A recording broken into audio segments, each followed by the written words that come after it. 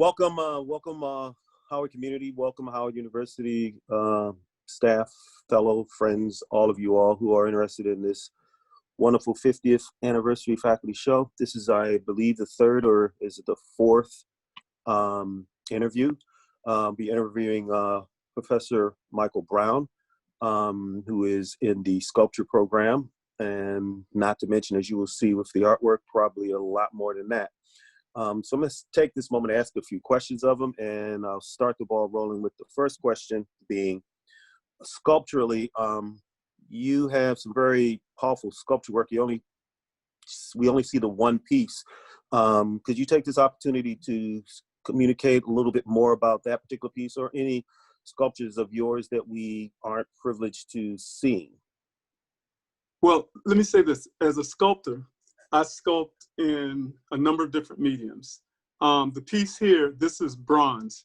It was carved in wax and casted into bronze. And this piece stands about 3 feet tall. It has, the horn is gold leafed, but the carving on the horn's based on, I guess, the carvings that traditionally that were done in some cultures and societies in Africa, where they told a lineage, a history around the horn. So I took that concept and developed this one. This was called the Call of Freedom, because they use these horns literally as instruments to sound. But this one was based on an ivory tusk that was carved, but it has our history, starting in Egypt or Kemet, at the base near his mouth.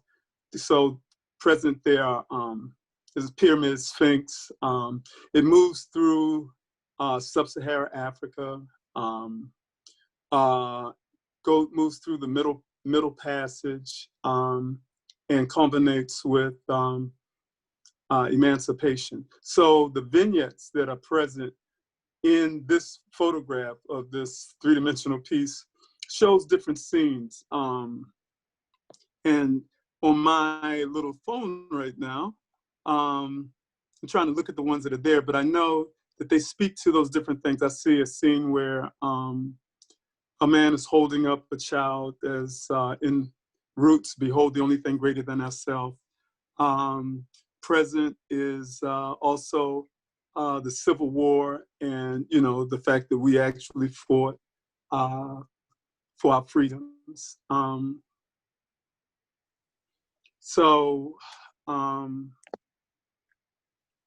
This literally carves and is spiraled all the way around the horn. So I tried my best to give different aspects of a 3-dimensional piece, but in 2-dimensional form, that's always going to be challenging. But this piece is called Call of Freedom.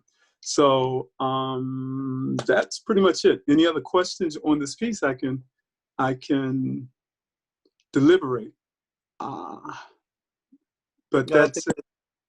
That may be pretty much it. I'm just seeing that in the current climate of art today, with sculpture, it goes in a range of focuses. Your work, at least in this piece, is very realistically rendered and seems to have an understanding of anatomy. What's your take on going into the program at Howard teaching? Do you see you translating some of this to your students? Or are you a lover of abstract art?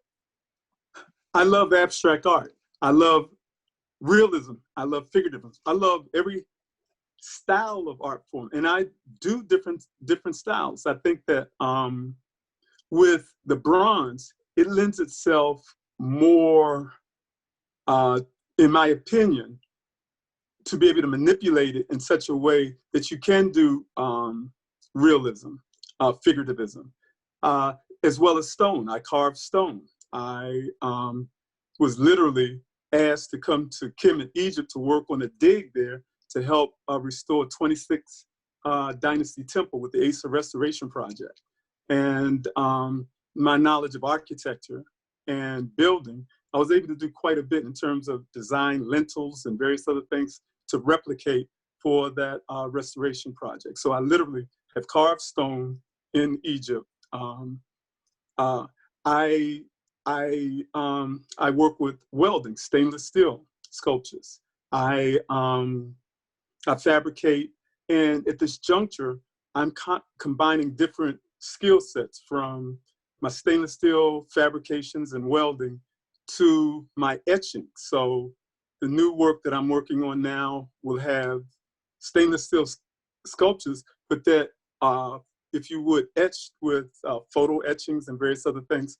A lot of the pieces that I create, I guess, speak to more social issues, political issues, and challenges and obstacles and victories that we basically share commonly. So that is the focus of my work. So while I can work realism in all of these mediums, I focus on detail, but I also do more, I guess, fluid and abstract aspects with various works, but more so in the sculptures. So.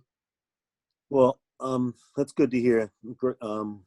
Just before I go to the next piece, I do have one last comment on this one, because you brought up an interesting point. You said something about Egypt and sculptures over there.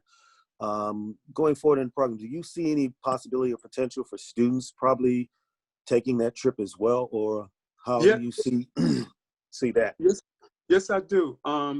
And actually, I spoke with Anthony Browder, who heads the Asa Restoration Project, who has a dig, and he's been recognized in Egypt by the government of Luxor and in Egypt for the work that he's done there. He's only African-American, and this is the only African-American funded dig in Egypt, and it's had phenomenal success. And coming up, I believe 2021 is not only the opening of this new temple, shrine, monument, but there's subject to be a festival there as well. But right now, Egypt's going through so much with coronavirus and various other things like that, that we'll see how this plays out. But it was a remarkable job, and literally archaeologists from all around the country,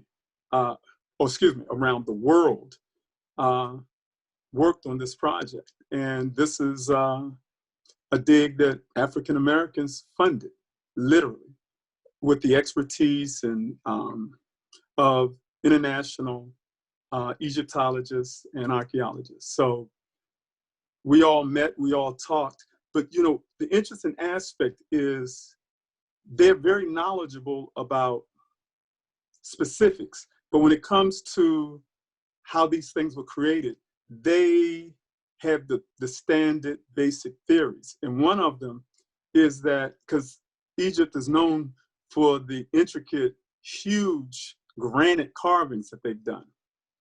I can't say I've carved granite. I can say I've tried to. I use a lot of, for granite, pneumatic tools, grinders, and all of that.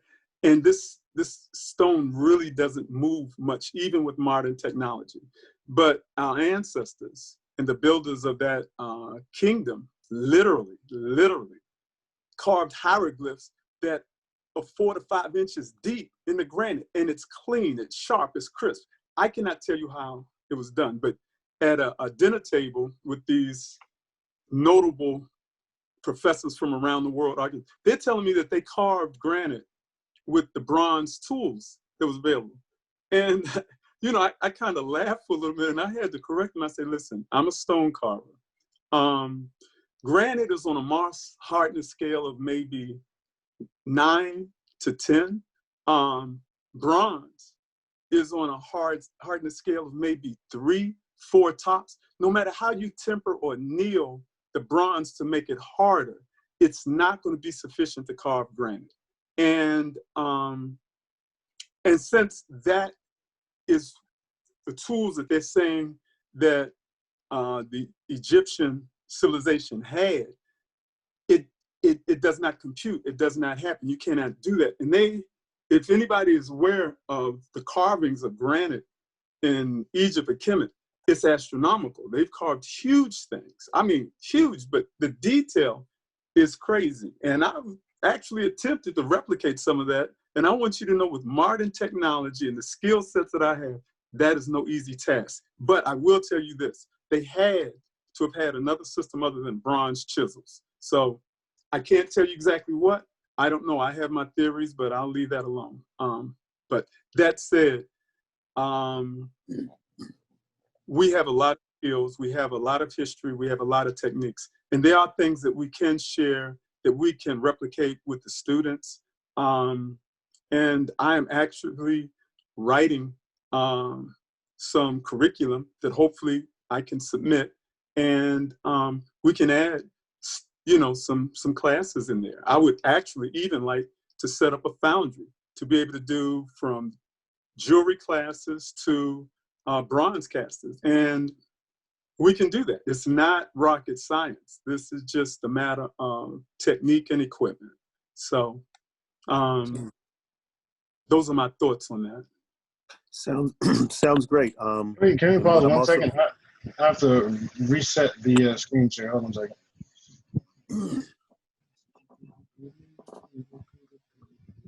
Screen one.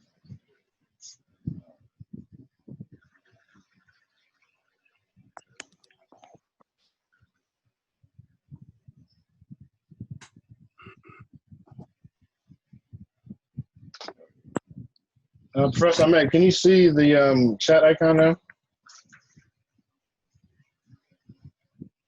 No, it's still not showing up on your screen share. But Professor Brown, can you speak? Yes, I can speak if that helps. But with that image, if possible, if you could zoom into the image, you might be able to see a lot more detail that's represented in that piece. Okay, gotcha. That we can't see. Yeah, exactly. See, the closer you get, the more detail that shows up. Gotcha. Because this is something that can be achieved with bronze that other mediums would be extremely difficult to replicate. Because, you know, I carve stone. Marble is very soft. But I would love to do marble. As a matter of fact, even before we get to teaching the marble carving skills or whatever, I'd want to teach them how to make their own tools, because in Egypt, I had a chisel break. And I'm like, wow. And without certain equipment, I wasn't able to, you know, make another chisel. So I had to work with the chisel that I had. But we can teach them how to make chisels, how to make tools and implements to do stone carving. And I think the most important thing is that if you have a tool that breaks, your ability to repair it or replace it is crucial to being able to produce your artwork. And I come through this position from 40 plus years of being a functioning artist. I've never had a job before. This is the first job I've ever accepted. And there's skill sets that I've developed and things that I've learned, how to generate money with art, how to produce, market, sales, and various other things like that, that I think is critical for students to learn. Because I came out of MICA in Baltimore, and I could draw, I could paint, but I had no idea how I was going to make money. So I had to kind of figure that out, and I figured it out. But I think that we can save our students that wandering process with some courses, or at least 1 or 2 courses in the business of art, because I don't know that that exists. It didn't exist at MICA when I was there. I can't tell you if it's there now, but I think these things are critical. And then the business of art, and then how they can generate money. So I have a lot of ideas on that, even while they're student. I think the time for them to experience that, because students, as an art student, I, you know, like most kids, I was struggling financially, but then I started selling my work as a student, and that helped me tremendously. So I think we can do the same thing with the Howard Art students. All of that sounds great. It looks like we have a lot to look forward to. The students coming in, and the students currently can anticipate possible trips to Egypt to get more historically knowledge of the art in that part of the globe, and also you bringing some of these nice new techniques. I think that's going to be great. But let's move some other one of your works here. The piece we're looking at here, it's a print. I'm understanding. And interestingly so, with the current climate of what we have going on here today, this piece resonates pretty soundly to me. I would like to hear your take on it, though. What's this thing saying, and how, if you see it, how does it connect to what's happening in the world today? Okay, well, this piece is an etching. So etching is an intaglio process, and I used a number of different techniques to achieve this piece. The thing that is most interesting about etchings is that you have to work backwards. So this piece is of a man whose name was Gordon. I've read where they called him other Whip Peter and some other things like that. But when he had escaped from enslavement and joined the Union ranks, and upon enlisting into the Union Army, they did a medical examination, and his back was furrowed with whip marks. So they took a photograph of him, or of his back with his shirt rolled down, and his back was just furrowed, just to document, I guess, the atrocities that the enslavement process had. And so that piece struck me and stayed with me. Then I got the idea to do this, to turn the random whip marks into the American flag. And then I added a shackle onto his wrist that wasn't there, with years and dates that were associated with the institution of chattel slavery and its end. So there were 4 links there, and that was over a span of, say, 400, representing 400 years. And in the background is a part of the Declaration of Independence, where it basically says, if you would, all men are created equal as such, but that kind of fades out as it gets to him. So this is an etching. It was based on a painting that I did. And it's a large etching. It's 36 inches by 24 inches. So, and again, the techniques represented here was acid etch, but then there was roulette wheels and mezzotint rockers used for shading and toning and various other things like that. And it's easy to control tone and depth with a roulette wheel or mezzotint rockers, as opposed to the crosshatch and various other things. So there was burnishing techniques that were here. But to do that writing and get it correct, I developed a way to use a mirror and to draw and write these words out backwards on, which is, it just took a minute, but I used a mirror to do that. That's how I was able to put these words on here backwards. So there's no photo process here. This is all hand done etching. And for those that are not familiar, etching is a process where we take a metal plate, normally it's a zinc plate or a copper plate, brass plate, even a stainless steel plate, coated with a ground. And traditionally acid would use. It would be a nitric acid, depending on the metal, or ferric chloride if it was a copper-based plate. And you create acid bath with a mixture from 1 to 4 or 1 to 10, depending on the bath strength and the bite that you want on the plate, to create a series of tones or depths or lines that ultimately will eat into the plate. You clean the plate off, take it out of the acid, remove the asphaltum or whatever the wax or resist that you put on the plate, even if it's paint, clean that off. And then you rub ink into the, we smear ink across the plate, depending on the viscosity of your ink, how you choose to use that. Rub off the excess, lay the plate out, lay a sheet of paper over it, run it through an etching press. It puts a lot of pressure through the 3 blankets and pushes the paper, the wet, damp paper, into the into the plate, hard enough to pull the ink off so that the ink will stick to the paper, and then you have your etching.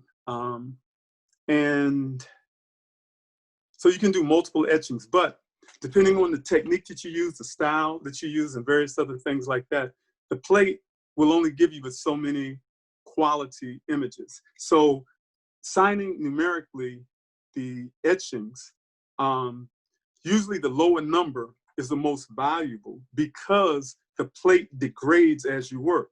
Now, I've gone as far as to send smaller plates that were mezzotint rocked to, say, New York, to Bob, to still face, to so that I could extend the length of the run significantly longer. So there's etchings are wonderful for a lot of reasons, and I get off this quick, but we normally use square plates, but I also do round plates or etching plates because I'll cut the metal round. I do shapes. That means that I can cut the metal and cut out shapes, so it's not just a solid block. So that gives so much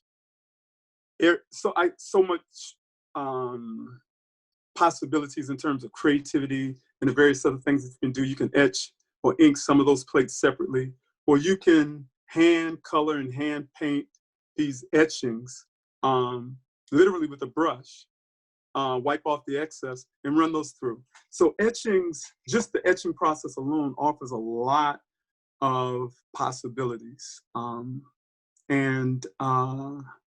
So this is something that definitely we will be teaching and working on and developing there at Howard as well, because yes, this is a wonderful medium, especially for students who may not have a lot of money. And I say that because an etching plate can be very nominal. To create the image can be fairly inexpensive as well. And the results that you can make multiple pieces from one piece, meaning you can go from 1 to 10, or if you get so bold, 1 to 100. And that question of a fast nickel can beat a slow dime. So you can sell, and that's how the masters use the etchings, because they could do it quicker, they could do it cheaper, and they could produce etchings and generate money. So while you may not be able to, say, sell this particular work, say, for $100,000, well, if you can develop 100 of them and sell them for $1,000, the net result can be the same. So it's just some demographics, some business, and some art and design. So that's all I can say about this. But this is called Stars and Stripes. It's etching. Sounds great. It looks like you're going to be bringing a lot of history, techniques, and processes to these students regarding this whole printing thing. And I'm thinking they can be looking forward to that. But what I'd like to illustrate here also is the fact that though you have a very strong sculpture piece, and I see now a great printing piece, you are also an excellent painter. So could you speak to us a little bit about your paintings? Yes, I'm actually known for my paintings. I was, at 17 years of old, I exhibited with the Baltimore Museum of Art.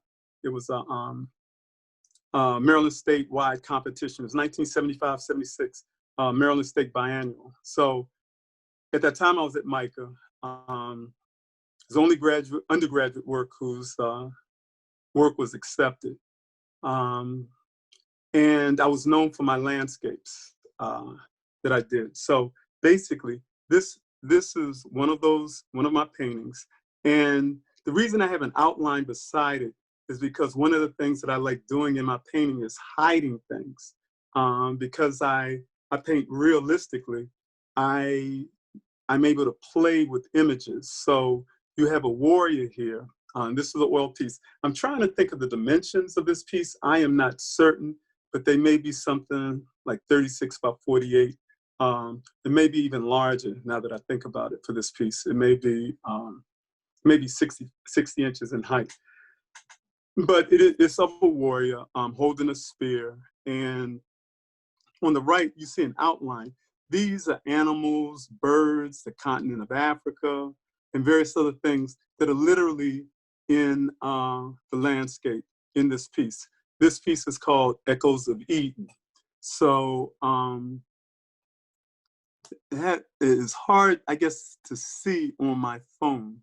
But on his right arm, there's a hummingbird. On his left arm, there's a snake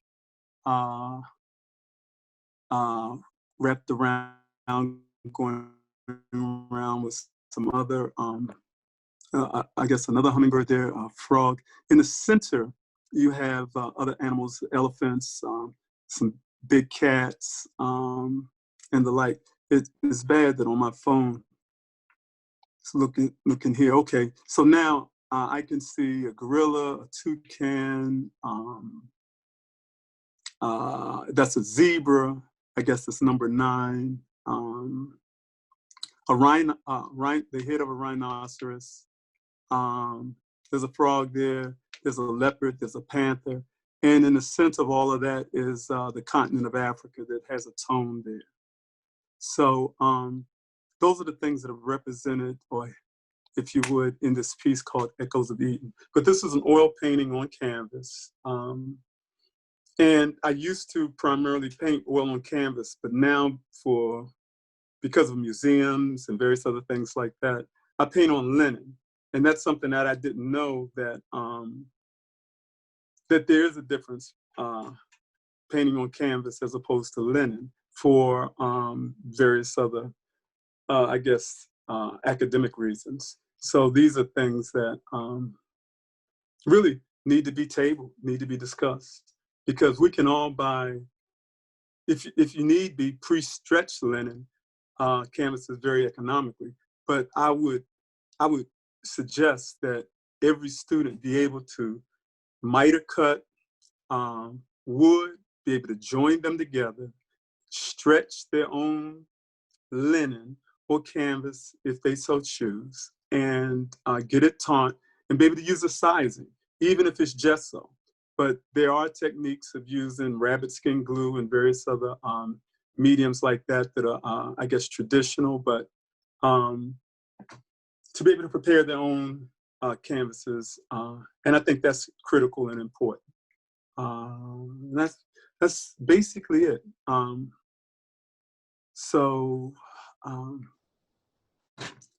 Offhand, that's all I can think of. Well, again, wonderful, Mr. Brown. Thank you so much for sharing your thoughts on your work and sharing some of your ideas and techniques going forward. If need be, is there possibly anything more you wish to say that was missed, or can we just expect to see in the future from you what maybe might that be? Well, I'm an artist that loves art. I love all forms of art. And I enjoy producing all forms. I found some to be more lucrative than others. One of the reasons I mentioned the bronze sculptures is because, I've found that I can produce one bronze piece, do an addition of 10, 20, or whatever I was doing at the time, and generate a considerable amount of money. Whereas when you do an original oil painting, you usually only have that one original. But years back, I started selling reproductions, posters, and prints, and did extremely well. And while the museums frown on the open-end posters and prints, as far as generating money, that was phenomenal. And when I say phenomenal, we're talking a lot of money. That's all I can say. Well into the 6 figures. And again, this is the business. Museums are fairly selective for various reasons of who they acknowledge, who they allow, who makes it in. And right now, this is an excellent time for any young artist because Black artists literally are generating more money than they have at any other point in history, to the extent that we have living artists generating millions of dollars, off of sales of their work. And that's phenomenal. And this is something that we should focus on. This is something that we should address. This is something we should point out. This is a time, more than any other time, as a Black artist, we should shine. So African American, however we define ourselves, I think our work is strong. Our work has always been strong. But I think our business techniques and skills and understanding and knowledge have been weak. So we have a lot of artists who've had to do things other than their artwork to generate the income that they need. And I understand that. I've done the same to the extent that I bought properties. I bought a number of properties with the monies generated from the artwork. But now, artists can generate and make a substantial living, a comfortable living with their artwork. But that's all about the business. That's all about how they handle their work.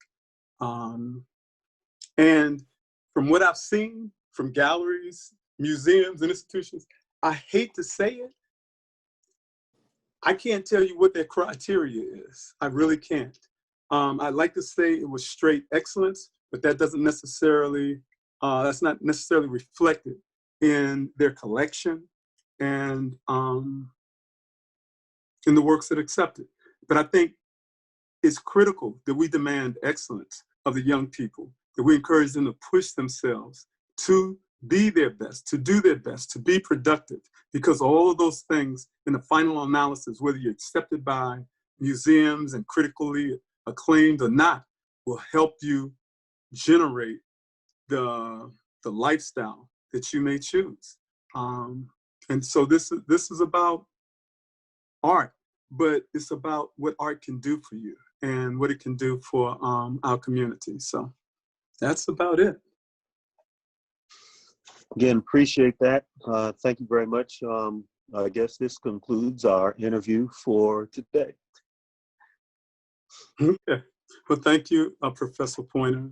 I appreciate y'all taking the time questioning the new guy, interrogating or however we do it, but I appreciate it. Thank you now. Awesome. Thank you, Professor Brown, Professor Pointer.